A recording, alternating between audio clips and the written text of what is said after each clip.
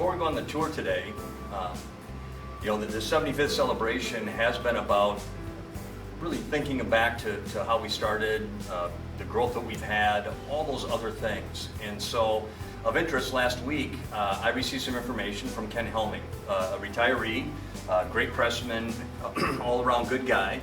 And it really brought me back because it was actually some financial information from 1972, 3, and 4. Of particular interest was the fact that in 1974, we as a company went over $1 million in sales for the first time ever. To put that into context, there's about 250 billing days a year, so that's about 2 days of revenue today.